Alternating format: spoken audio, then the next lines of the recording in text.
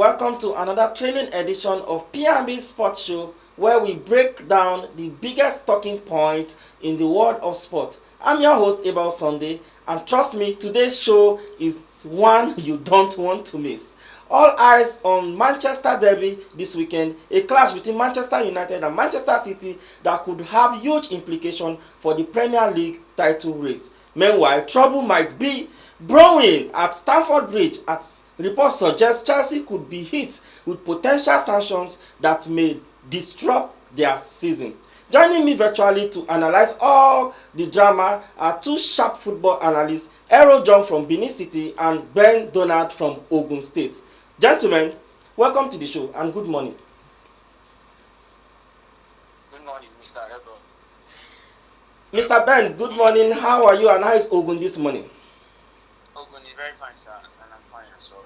Okay, welcome to the show. Well, let's just go straight to the topic we have today. Let's start with the Manchester Derby. Eru, you know that I think 2 weeks ago we have a show and we titled it Trouble in Manchester. We both agree that the Manchester club have not been doing well this season, and it's like they started on a very wrong foot. Manchester City have lost 2 games already out of 3, and Manchester United lost 1, drew 1, and won 1. So they've not been doing well. So this Sunday I think is going to be very, very interesting because one will want to do it over the other one because they are not playing well. I want to hear your thoughts from there before I go to Ben Donald. Okay, thank you very much, Abel. Well, like you have rightly said, both Manchester teams this season they've not been up to their A game so far in the season. Like you rightly said, Manchester City has lost 2 games, they've won just 1. Manchester United, on the other hand, they've won 1, they drew 1, they've lost 1. And both teams are struggling to find their feet. Ruben Amorim of Manchester United is still trying to get the perfect starting lineup to his 3-4-3 system. Pep Guardiola, on the other hand, I was telling somebody the other time, he's presently looking like an old-fashioned, somebody that everybody has clocked his game. And he's trying to find what else can work for him. But it's coming with a blow. So going into the game on Sunday, the Manchester Derby, there's one thing that the Manchester Derby has always been peculiar for. No matter the form of the both teams, whether they are at their A game or they are at their lowest, when it comes to the Manchester Derby, the both teams always gives it their all in terms of performances, the crowd, the psychological effects, and everything that comes to the game. They give it their all. They play like that is the last game of their lives. That is what I have always noticed about the Manchester Derby. Whether Manchester United is in its poorest form, when it comes to playing Manchester City, they give it their A game. Whether Manchester City is in their poorest form, when it comes to playing against Manchester United, they give it their A game. And this Sunday, I don't expect anything short of that. I expect the both teams to come in with their A game. This time around, it is a bit balanced. I will say a bit balanced because before now, when we're approaching the Manchester Derby, it is either Manchester City is already in top form and Manchester United and Manchester City is struggling to find their feet. But this time around, I can say the both teams are on the same level to a point, judging by their performances this season alone. They are both struggling to find balance. So the game should be, I expect a balanced game from both teams. I expect both teams to go 2-2 against each other. So it's going to be a thrilling encounter. It's really going to be one to watch out for. Yeah. Okay, thank you, Aru. Let me go to Ben Donald. Donald, you know, Ruben Amorim have done it over. What is his name again? Over Pep Guardiola. Even when he was in Sporting FC or what, he won Pep Guardiola during, I think, one of their Champions League encounter. He came down to Manchester United. He did it last year. So do you think that he has the upper hand, or he knows his honor, he knows how to do it over Pep Guardiola anytime, any day? What do you think Ruben Amorim will do this time? All right. I feel like Ruben Amorim has been lucky. I mean, I would over Pep Guardiola because Lucky three times. yeah, you know, football sometimes it happens to favor you. You get because Pep Guardiola is a very tactical cricketer that takes a lot from you as a manager to get your team to win big because he's always on his A game, right? So Ruben Amorim was able to win Manchester City when he was in Sporting for a very particular and obvious reason because when he was at Sporting, that was the best time of his career and the team was all together. They were very much in form.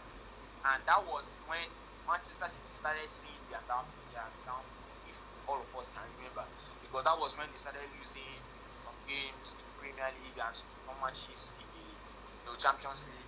They were winning and they end the game in draw or even lose the game. So I would say that at Sporting, um, Ruben Amorim had a very formidable team.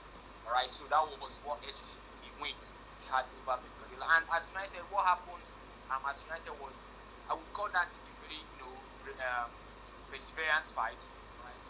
Like the first analyst said, the Manchester derby is an important game that every football fan loves to watch, especially Premier League fans, because the two teams they are like neighbors, so nobody wants to bow down for the other. And I felt like it was just they were just a bit luckier than City, because if you watch the game, City dominated a bit more, especially from the first half and early halves of the second half and all that. But at the end of the day, somehow, when the game was about to end, Ruben Amorim and his team found a way to get a very tight 2-1, and it was a very nice one for him because it still adds up to the scene. But now, looking at the team Amorim has, right, he manages at this point in time, I don't think he's going to do that he normally does to Pep Guardiola. And I'm not even seeing Pep Guardiola doing something very different because both of them are tied to one single thing, which is they are in very bad form. Both teams have lost their forms like so much that they don't even know what to do or what to think next. Because looking at their teams now, there is a lot of injuries. There's a whole lot of injured players.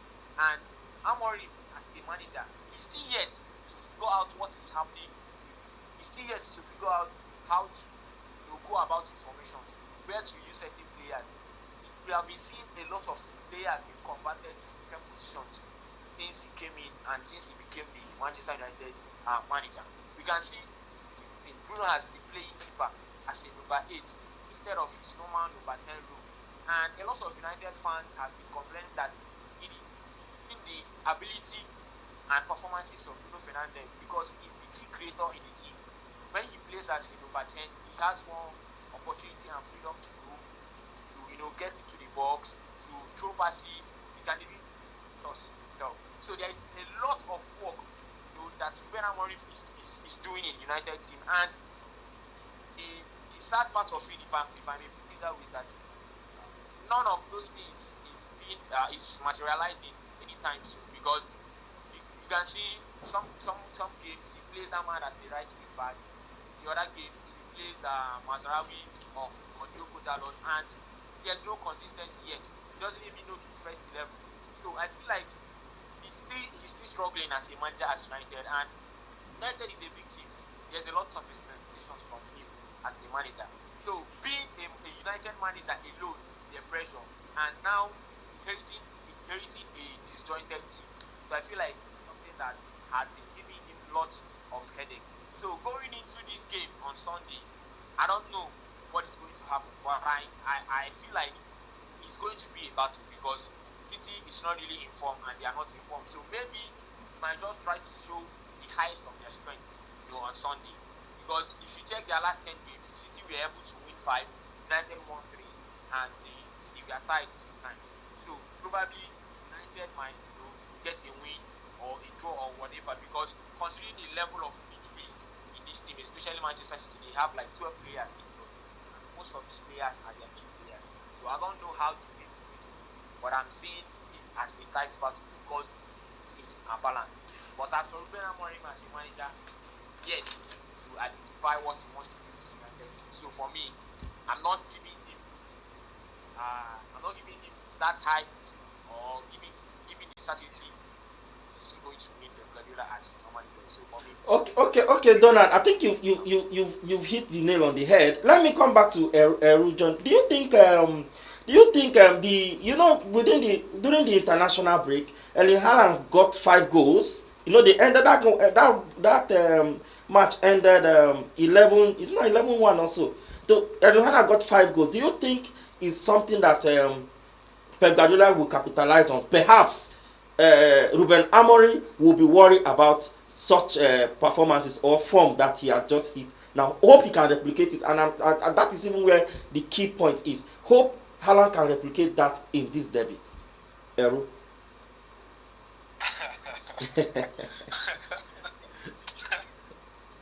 Well, that's quite funny. First off, Erling Haaland is not new to goal score. 5 goals against Moldova for Norway. It's not really something I find thrilling or something I'm flagged about. To me, it's a normal phenomenon. It's just like hearing that Harry Kane or Lewandowski scores 4 goals and 5 goals in a game. It's a normal thing. I'm not saying they score 5 goals every weekend, but these are prolific strikers. They are target men. They are born goal scorers. Erling Haaland is the proper goal scorer. So against Moldova, he just happens to meet a team that he could bully and then had so much goals. We have seen him score goals against bigger teams, even for Manchester City, both in the Champions League, in the Premier League, in the FA Cup, and wherever. So Pep Guardiola capitalized. That is just a normal day at the office for Erling Haaland, scoring goals. It's a normal day at the office. So going into the game, the only thing I think that Erling Haaland scoring 5 goals for Norway against Moldova brings into this encounter is momentum. Okay.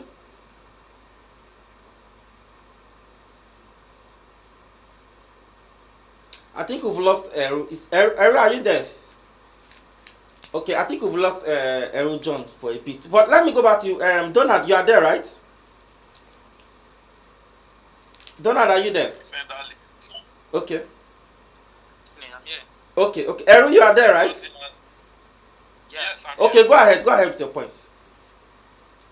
They've lost their Manchester United, like I said. I think they've lost their best defender, Lisandro Martinez, to injury.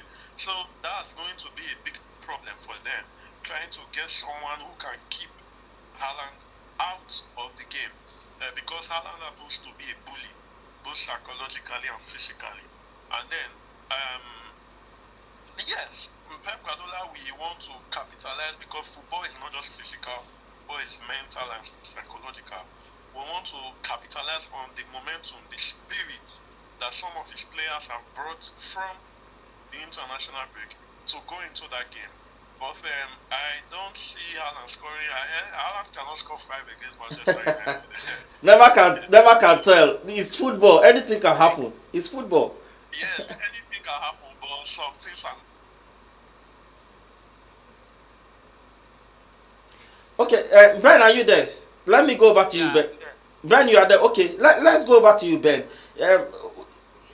Eru just mentioned Martinez will be absent or something because due to injury.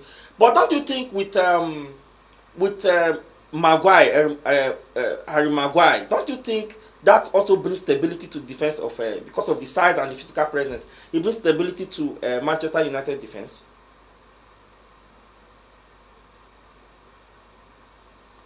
Are you with me, Donald? Yes, I can hear you now. Now, okay. So I said Maguire is a wonderful defender ever since he improved and stopped his own goal scoring and all that. But when we are talking about a defender that can keep out a striker like Haaland, a striker that he's a goal poacher, he's a target man, he's a fox in the box. He's like 4 things all in one. So he can use his head, he can use his feet, he knows where to position himself. So Maguire is a good defender. I'm not taking that away from him. but I am not seeing Maguire stopping or reducing the performance of Erling Haaland. I would always take Lisandro Martinez any day, anytime ahead of Maguire, keeping Erling Haaland silent in the game, because Lisandro Martinez, that kind of player, it is his profile, all right. In fact, it is should I say attributes. If you are a manager that needs to assign a defender to a marking player, Lisandro Martinez is that kind of defender you can assign and marking player for you. So for me, I feel like they are going to really miss Lisandro Martinez, all right. But with Maguire, he can defend and bring his normal defensive game, and maybe when they are looking for a goal, he can step out and be in the box, get some headers and all that. But keeping Haaland silent, I don't really see Maguire doing that. I don't think it's up to that standard. Okay, you said it all. We'll be going on a short break now. When we return, all attention will go to Stamford Bridge, and we'll see if the potential sanction that we're looking at is going to hold or not. But we'll have these two gentlemen that's going to break that down for us in a bit. So don't go anywhere, we'll be right back.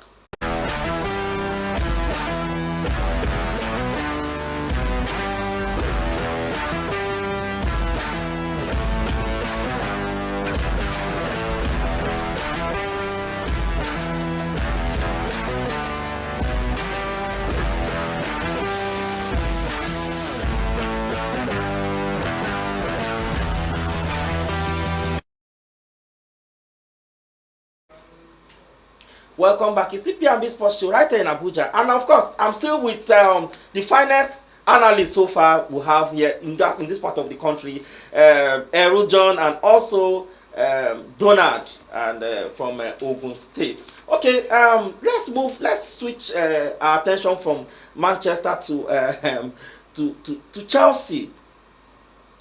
We'll be hearing there might be sanction from the FA. Based on they've not balanced their books, financial, what all this rule. Let me start with Eru before I go to Donald. I know Donald is a Chelsea fan; he will give us a lot of insight. But let me hear Eru's thoughts before I will before I will flip over to Donald. Eru, what do you make out of this story that is coming out of Stamford Bridge? Okay. Before I answer your question, let me put it out there. Maybe you don't know. I am also a Chelsea fan. Okay. I have two Chelsea fans. Okay. Welcome to the fan. See, we rule the world. What champions? Okay. The story is not one to be proud about. It's not a pleasant one, but it is what it is. When I saw the news yesterday and I read into the whole issue, what I saw was, I always tell people there's a difference between passion and business. Yes, you may be a very passionate person, but then you may not know how to handle some matters when it comes to business and finances. Really, the Roman Abramovich era, which all of these issues took place, he was a very passionate man. He was a generous lover of the football club he owned at the time, Chelsea Football Club. But I think he let his passion and drive, or his eagerness to get some things his way, he let it overrule some of these rules. He had to bend the rules for some things to happen. Because if you read the 74 sanctions against Chelsea, you will see that they were, one, like you have mentioned, not balancing financial books. There were also cases of going behind the scene to pay some agents some illegal sum of money just to divert the transfer of some players. There were references to Eden Hazard, who was heading to Arsenal, but his agent had to be, I will use the word bribe, to come to Chelsea. We had that of Willian who was meant to be going to Tottenham, had to be diverted to Chelsea, and a whole lot of that. So you get to see that this man did not do these things because he wanted to be corrupt. He did it for the love of the game and for the love of the club. But it just happens to be that the rule remains the rule. And the only good part of this whole story, I was discussing with a fellow Chelsea fan yesterday, the only good part of this whole story is that Chelsea, as a football club under Todd Boehly era, they were the ones that went to do a self-reporting in the sense that they went to report themselves on some of these matters, especially matters of inconclusive financial reports. They reported it to the FA themselves. And unlike in Nigeria, over there, overseas, when you do things like this, it shows a level of transparency and honesty. And I think that will play a major role in whatever penalty that Chelsea will be given in regards to this matter.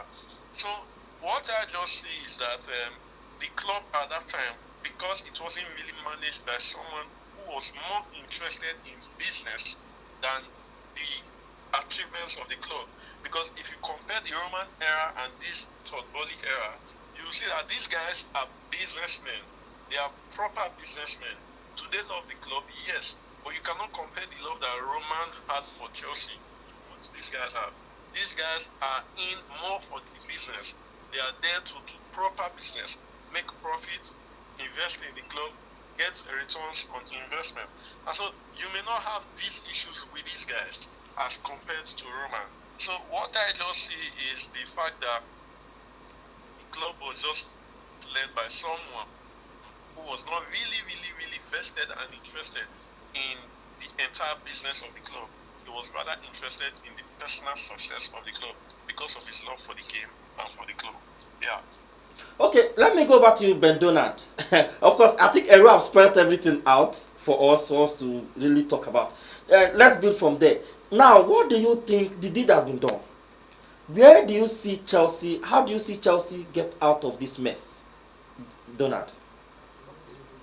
I feel like, just like my co-analyst said, Chelsea's punishment might be a very minimal one because Chelsea took a very bold step. Yeah. Donald, please, can you be audible? Can you speak out, please? Be audible. Okay. I said Chelsea's punishment could really be a minimal one, according to the reports we've been getting since yesterday. Because from the moment Todd Boehly and co took ownership of Chelsea, 30th of May 2022, they already have noticed all these discrepancies and every mishandlings and misconducts in transfers, agents, and third-party regulations and investments. All right, so they've reported these issues and they've been working on them ever since then. So it's not that they kept quiet. So they've been working on all these things. So they've made plans and they've been waiting for this point to come. Right. So one of the steps Chelsea took is to settle with UEFA. Right. They settled to UEFA. They paid around 8.6 million pounds to UEFA as a penalty. So I feel like they are already done with the UEFA penalty concerning this issue. So they are now facing I think England FA and all that. So for me, I feel like they are going to receive a minimal punishment, probably most likely to be a financial penalty, because for the fact that they reported themselves, they've been in tech all this while, and not just they've been in tech, they went ahead to hire one of the most, or let me say, some accountancy firms around the world that can help them to analyze more and scrutinize all these happenings that happened before they acquired the club. And these things has helped them a lot. So that is why I give them credit as businessmen. They've really done a very wonderful job. So if people think that they don't really love Chelsea, they love Chelsea, right? Because if not for love, they'll not really be bothered about doing all these things. Yes, I know that business-wise, their gain and profit are part of they are doing all these things. But Donald, whether you love or you don't love or you have good intention about it, a crime is a crime. Whether if I have good intention, somebody wants to do, I have good intention about it, but I've committed the crime. There is no, in fact, you cannot be double standard. If it's this, it is wrong. If it's right, it is right. Well, we're out of time, so as we wrap up, of course, you guys are world champions, right? I just found out that Eru is even a Chelsea fan. I never knew. As world champions, Eru, in 30 seconds, how do you feel as world champion? The feeling is incredible. You cannot relate if you are not a Chelsea fan. I can relate to because I was a Nigerian fan and the Super Falcons won AFCON. Is it not the same feeling? AFCON Africa. Yes. We are talking about world.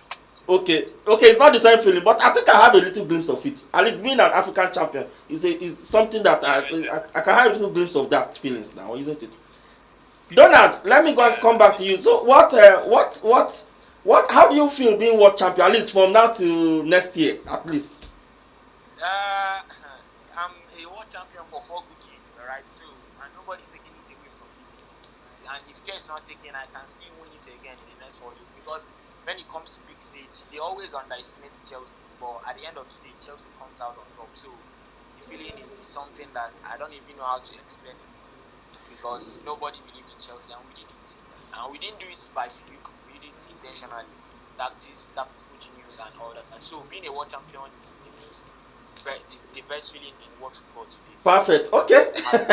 That's good. I know what to do to you guys. Our program on Saturday, I think I'm going to bring you guys in and Manchester United fans also in so that we can have a banter that Saturday. Right. Balls of fire. And I hope you guys will love that, isn't it? No problem. Okay, quickly, your predictions for Manchester Derby. How do you think? Is it going to end goalless, 1-1, 2-1, or what? Eru? Manchester City is going to win the game 2-1. What about you, Donald? Man City is gonna. I'm giving them a tie. That is 1-1 or 2-goal or goalless. 2-2 draw. 2-2 draw. Okay, on that note, I want to thank you both very much indeed for making it time to come to our show this morning. And I believe that when we come for Balls of Fire, of course, you guys are also going to, when we call on you, you are going to oblige as well. Thank you so much. You're welcome, sir. Thank you. Alright, that's the start of our show this morning. I'm Abel Sunday, and from me and the entire team right here in Abuja, I say goodbye.